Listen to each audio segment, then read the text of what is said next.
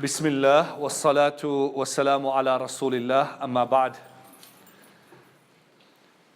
Sayyiduna Abdullah bin Umar radiyallahu anhu once said, there are three individuals from the Quraysh who are outstanding in terms of their character, in terms of their morals, in terms of their values. These are three such people that if they speak to you, they will never lie to you. And if you deal with them, you can trust them. He then mentioned three names and he said, Sayyiduna Abu Bakr, Sayyiduna Uthman, and Sayyiduna Abu Ubaidah bin Jarrah radiyallahu ta'ala anhu. We look at the life of Sayyiduna Abu Ubaidah bin Jarrah. He was an outstanding warrior of the deen of Islam. He made great sacrifices for this deen. In fact, it is said that he was the second person to accept the deen of Islam. He had accepted Islam in the initial days. And as I indicated, he was from the Quraysh and he was amongst those who were from an outstanding lineage.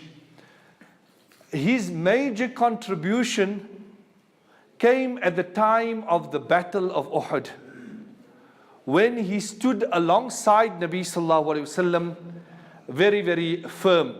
And it is in fact stated that when Nabi Sallallahu Alaihi Wasallam was injured, the visor of the helmet of Nabi Sallallahu Alaihi Wasallam had penetrated and knocked the teeth out of Nabi Sallallahu Alaihi Wasallam. And this piece of iron was still stuck in the cheek of Nabi Sallallahu Alaihi Wasallam. And after the battle, it was now to be removed. And someone wanted to go forth and pull it out with his hand. And Sayyiduna Abu Ubaidah felt that that was not the way to do it. He felt he would be more sturdy and steady by gripping it within his own teeth and pulling it out in that way. So he went forth and he gripped that piece of iron between his own teeth and he pulled it out.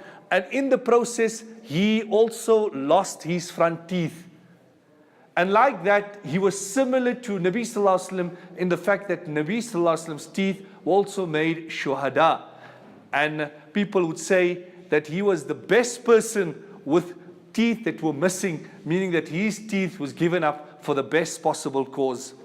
Nabi Sallallahu Alaihi Wasallam had sent him out on an expedition. And these were times of great constraint. There was no resources. So he had an entire army with him.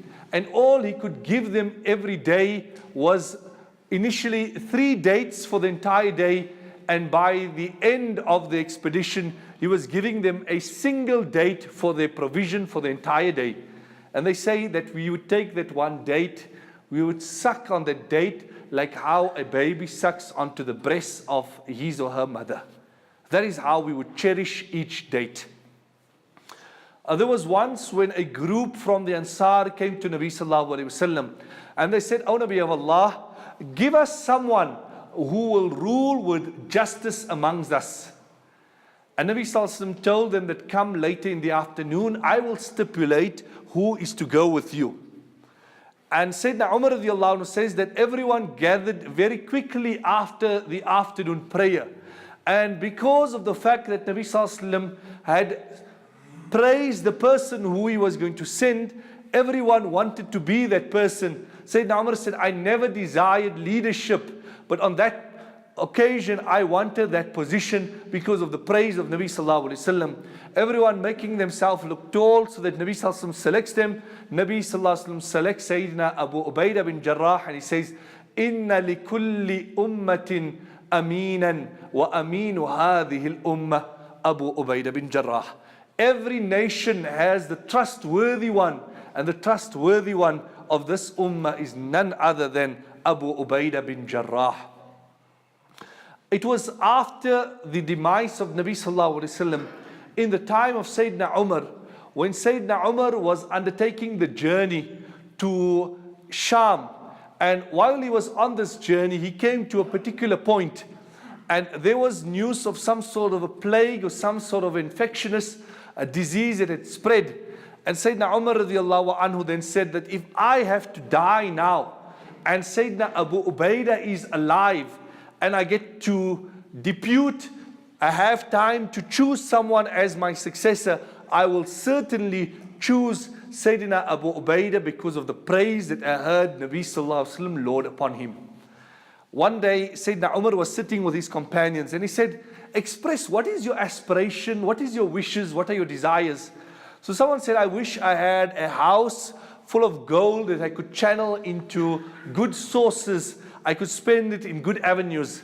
And another one said, I wish I had a home filled with gold, silver, gems and jewels and different types of valuable items which I could give in charity. And both these people had expressed their desires, but Sayyidina Umar wasn't impressed. And Sayyidina Umar then said, I wish I had a home like this, filled with men like Sayyiduna Abu Ubaidah bin Jarrah, and I could use them for the various positions to serve the Ummah.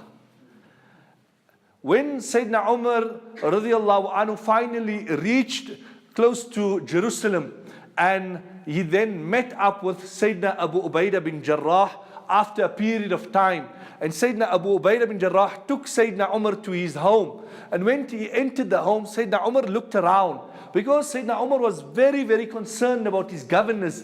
Are they using the wealth of the Ummah? What sort of a lifestyle are they living? And all of that. And when he came into the home of Sayyidina Abu Ubaidah bin Jarrah, he looked around and he seen, here there's nothing. There's no furniture, no utensils. There's hardly anything in this house. All he saw was a sword, a shield, a bow, an arrow, and some armament. So he asked him, he said, oh my friend, where's all your goods? So he tells him that this is sufficient for my siesta. A siesta is a small nap that we have in the afternoon, and Sayyidina Abu Ubaidah referred to our life in this world is equivalent to a siesta.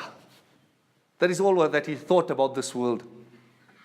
It was during the time of Sayyidina Umar that a plague had spread through the entire Levant area, Jordan, Syria, Lebanon, and Palestine.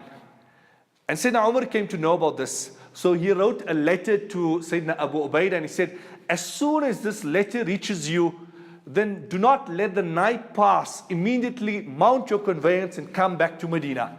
And if it reaches you in the evening, then before the crack of dawn, you travel to Medina, to Al-Munawwarah. And when this letter reached Sayyidina Abu Ubaidah, he knew exactly what Sayyidina Umar had intended. And he said, Inna Umara yuridu ay yastabqi ma laysa bibaqin. That Sayyidina Umar wants to keep behind that which is not to remain. He then wrote to him and he said, the reason why Sayyidina Umar had written this letter was that he wanted to take him out of that region, to save him so that he could use him for the service of deen. However, Sayyidina Abu Ubaidah writes back and says, O Amirul Mu'mineen, I beg you to please release me from this instruction. And when this message comes back to Sayyidina Umar and he opens the letter, he starts to weep. And people ask, what has happened? Has Abu Ubaidah passed away? And he says, no, he has not passed away, but he will soon pass away. So he passes away in the plague of Amwas, which was in the 18th year of the Khilafah of Sayyidina Umar. And in his last moments, Sayyidina Abu Ubaidah advises the Muslims and he says, I advise you to hold fast to your salah, to fast, to give your zakat, and to continue enjoying good. And he said that man by nature will wish that he lives till 1,000 years, but even if he lives till 1,000 years, he will still find himself in the position that I find myself in now, on the threshold of death. There's no running away from death. And with those words, he passed away.